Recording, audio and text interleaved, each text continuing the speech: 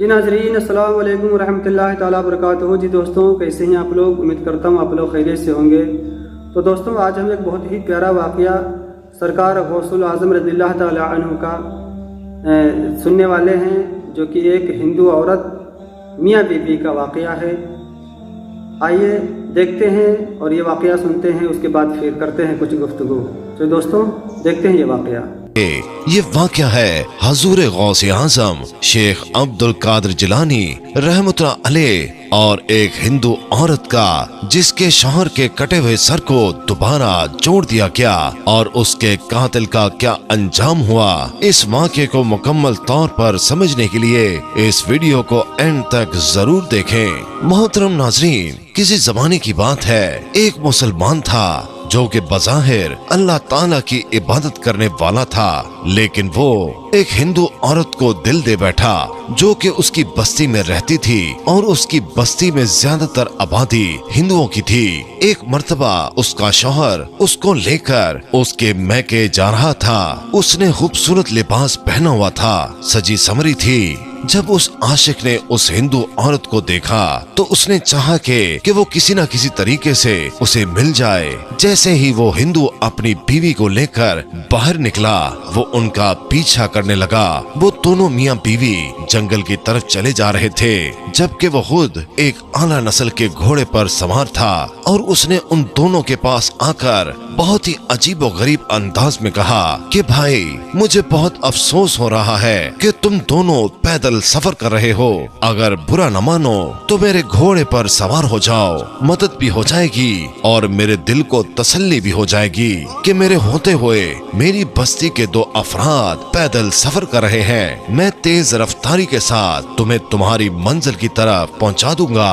वो हिंदू कहने लगा कि नहीं नहीं, हम पैदल ही ठीक हैं, हम पैदल ही सफर करना चाहते हैं। जब उसने देखा कि वो साफ इनकार कर रहा है तो फिर और मीठे अंदाज में कहने लगा, चलो तुमने खुद नहीं बैठना तो अपनी बीवी को ही इजाजत दे दो कि वो मेरे घोड़े पर सवार हो जाए। देखो बेचारी थक गई है, इतना लंबा सफर है, एक औरत जात है, नाजुक सी औरत है, कैसे चलेगी। हिंदू शौहर को उस शख्स की नीयत पर शुबा हो गया। उसने कहा, नहीं नहीं, मेरी बीवी भी मेरे साथ ही चलेगी, तुम्हें परेशान होने की जरूरत नहीं। और वो दोनों आगे बढ़ गए। वो देखता रहा और सोचता रहा कि अब मैं क्या करूं, कौन सी चाल चलूं। फिर दोबारा पीछे घोड़ा दौड़ाता हुआ उनके पास आया और कहने लगा, देखो तुम्हें अपनी तो फिक्र नहीं है, लेकिन लगता है अपनी बीवी से मोहब्बत नहीं करते हो। वो हिंदू कहने लगा, नहीं, मैं अपनी बीवी से बहुत मोहब्बत करता हूँ। तो वो शख्स कहने लगा कि अगर तुम मोहब्बत करते हो तो उसे घोड़े पर बैठने की इजाजत दे दो। देखो उसके पैरों पर कांटे चुभ रहे हैं, उसके पैर तो देखो जख्मी हो चुके हैं। हिंदू औरत के शौहर ने उसकी नीयत को भांप लिया और उससे कहने लगा कि तुम जमानत दो कि किसी किस्म की खयानत किए बगैर मेरी बीवी को मंजिल तक पहुंचा दोगे। तुम लगते तो मुसलमान हो और मुसलमान तो अपनी बात के पक्के होते हैं। क्या तुम इस जंगल में मेरे लिए कोई जामन ला सकते हो? तो वो कहने लगा कि मैं यहाँ पर इस वक्त तुम्हारी मदद के लिए तैयार हूँ और तुम मुझसे कह रहे हो कि किसी को जमानत के लिए लाओ, कोई ऐसा आए जो मेरी गवाही दे।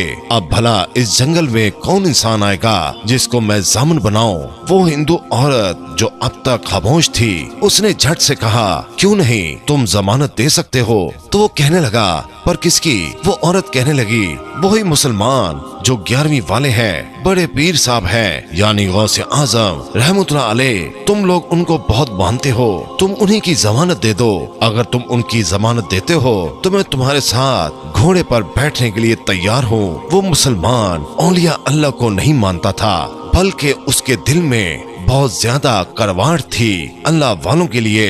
वो अल्लाह के वलियों से नफरत करता था। उस औरत को हासिल करने के लिए शैतान की बातों में आकर कहने लगा, ठीक है, मैं गौसे आजम शेख अब्दुल कादिर जिलानी रहमतुल्लाह अलैह को हाजिर नाजिर जानकर उनकी जमानत देता हूँ कि अगर कोई भी ऊंच नीच हुई तो वो मेरा गला पकड़ेंगे, अल्लाह ताला मुझे कभी मुआफ नहीं करेगा। अब उस औरत ने जब ये सुना तो अपने शौहर से कहने लगी कि अब आप मुझे इजाजत दे दें, अब मुझे कुछ नहीं होगा, बल्कि हम बाहिफाजत मंजिल तक पहुंच जाएंगे। शौहर ने बीवी का ये यकीन देखा तो उसने कह दिया कि ठीक है, मेरी बीवी को अपने घोड़े पर सवार कर लो। वो आदमी मकरू हंसी के साथ उसको घोड़े पर बिठा चुका था। वो औरत उस आदमी के साथ घोड़े पर सवार हो गई और आदमी पीछे पीछे चल रहा था और नहीं जानता था कि उस मुसलमान के दिल में क्या चल रहा है। उसी वक्त उसने अपनी तलवार निकाली और उसके शौहर की गर्दन उड़ा दी। तलवार के एक ही वार से उसकी गर्दन दूर जा गिरी। शौहर मर चुका था। उसने अपने घोड़े को तेजी से दौड़ाना शुरू कर दिया। औरत गम से निढाल सहमी हुई बार बार पीछे देख रही थी। उसने कहा कि बार बार पीछे देखने से कुछ हासिल नहीं होगा। तुम्हारा शौहर अब वापस नहीं आ सकता। तुमने कैसे सोच लिया कि मैं तुम्हें ले जा रहा हूँ और तुम्हारे शौहर को सही सलामत रहने दूंगा। कितने दिनों से मेरी तुम पर नजर थी, तुम्हें हासिल करना चाहता था, सीधी तरह से हासिल तो न हुई, इसलिए तुम्हारे शौहर को मारना पड़ा। बिना वजह तुम्हारा शौहर बेचारा तुम्हारी वजह से मर गया। वो औरत उसकी बातें नहीं सुन रही थी, बल्कि बार बार पीछे मुड़कर देख रही थी। उसने कहा कि पीछे मुड़कर क्या देख रही हो? कह तो दिया है तुम्हारे शौहर की गर्दन उड़ चुकी है, अब वो जिंदा नहीं हो सकता। तो उस औरत ने कहा कि मैं अपने शौहर को नहीं देख रही, बल्कि मैं तो गौसल आजम शेख अब्दुल कादिर जिलानी रहमतुल्लाह अलैह को देख रही हूँ, जिनकी जमानत तुमने दी है। वो मेरी मदद को जरूर आएंगे। उसके यकीन को देखकर वो मुसलमान जोर जोर से हंसने लगा।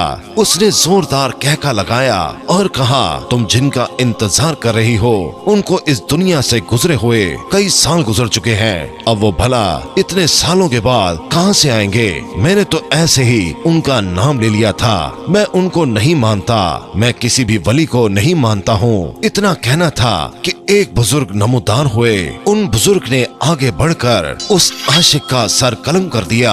फिर उस औरत को उस जगह लाए जहाँ पर उसके हिंदू शौहर का सर कटा हुआ पड़ा था। वो बुजुर्ग कौन थे वो औरत नहीं जानती थी। उन बुजुर्ग का चेहरा उस औरत को नजर नहीं आ रहा था, नूरानी चेहरा था, देख नहीं पा रही थी, बल्कि वो औरत तो होशो हवास से बेगानी थी, गश का आलम था। वो तो बस देख रही थी कि वो मुसलमान अब मर चुका है और वो बुजुर्ग उसके शौहर के पास खड़े हुए हैं, कोई दुआ मांग रहे हैं। उन बुजुर्ग ने दुआ मांगने के बाद उसके शौहर का सर धर से मिलाकर कहा, उठ, अल्लाह अज़्ज़वजल के हुक्म से।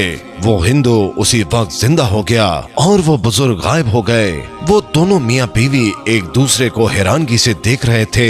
औरत ने कहा, मुझे यकीन नहीं आ रहा कि ये बुजुर्ग गौसल आजम शेख अब्दुल कादिर जिलानी रहमतुल्लाह अलैहि थे या फिर कोई अल्लाह ताला का भेजा हुआ फरिश्ता। तो वो हिंदू कहने लगा कि जहाँ तक मेरी मालूमात है, उठ, अल्लाह अज़्ज़वजल के हुक्म से। ये अरबी का जुमला है। ये कहने वाली शख्सियत गौसल आजम रहमतुल्लाह अलैह की है। हमने सारी जिंदगी बुतों की इबादत की, बुतों की पूजा की। तुम्हारा अकीदा, तुम्हारी मोहब्बत कि तुमने अल्लाह के वली को चाहा, क्योंकि तुम अल्लाह की इबादत नहीं करती थी, लेकिन सिर्फ उनके वली को माना, तो किस तरह वो मदद को आए। मैं एक बात सोच रहा हूँ, अगर हम उस जगह जाने की बजाय जहाँ हम जा रहे थे वापस अपने घर लौट जाएं और कलमा पढ़कर मुसलमान हो जाएं, तो क्या ही बात होगी। औरत कहने लगी, मैं तो पहले ही ये बात कहना चाहती थी, आपके डर से मैंने कभी कलमा नहीं पढ़ा, और जब से हजूर गौसे आजम रहमतुल्लाह अलैह को माना, दिल में बस यही ख्याल आ रहा था कि किसी तरह कलमा पढ़ लूं, मुसलमान हो जाऊं। अब आपकी इजाजत है तो हम दोनों जरूर कलमा पढ़ेंगे और मुसलमान हो जाएंगे। वो वापस अपने घर को लौट आए और उन्होंने खामोशी के साथ कलमा तैयबा पढ़ लिया। हजूर गौसे आजम शेख अब्दुल कादिर जिलानी रहमतुल्लाह अलैह के चाहने वाले अब मुसलमान हो गए थे। तो मेरे प्यारे दोस्तों, हम उम्मीद करते हैं कि आज की हमारी वीडियो आपको जरूर पसंद आई होगी। तो जी दोस्तों, देखा आप लोगों ने, सुना आप लोगों ने कि कितना प्यारा मज़ेदार वाक़या कि सरकार गौसुल आज़म रज़ियल्लाहु ताला अन्हु को कितने दिल से मानती थी वो हिंदू औरत। यहाँ पर देखिए, बात यहाँ पर ना हिंदू की है ना ही तो मुसलमान की है। वलियों का कहना है कि जो मुझे दिल से मानता है मैं उसका हूँ और वो मेरा है। इसी बात पर सरकार वारिस पाक रहमतुल्लाह अलैह एक जगह कहीं पर जा रहे थे एक बार, तो कहीं पर रुक गए, उनका काफ़िला रुका, काफ़ी मुरीद थे उनके साथ में।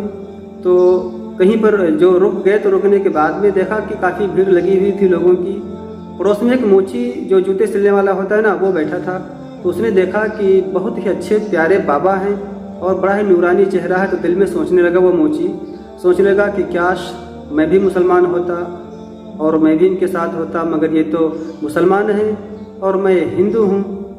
तो इसी बात को वो सोच रहा था। तो सरकार वारिस पाक रहमतुल्लाह अलैह जब दिल की बात उसकी सुनी आपने, तो मुस्कुराए और आपने कहा उस मोची से कि बेटा, यहाँ पर कोई हिंदू और मुस्लिम की बात नहीं, जो मुझे दिल से मानता है मैं उसे भी मानता हूँ। जिसको मुझसे इश्क है वो मेरा है, जिसको मुझसे इश्क है, जिसको मुझसे प्यार है वो मेरा है। बात समझिए, ये है वलियों की कहानी। आज हम लोग हिंदू, मुस्लिम, सिख, ईसाई, खैर मैं ज़्यादा तफसील में नहीं जाने वाला। तो दोस्तों, ये मेरा वीडियो कैसा लगा आप लोगों को ज़रूर कमेंट करके बताएं। ऐसे ही और दिलचस्प वाक़यात देखने के लिए मेरे चैनल को सब्सक्राइब करें। तो दोस्तों, आज के लिए बस इतना, मुझे दें इजाज़त। अल्लाह हाफिज़।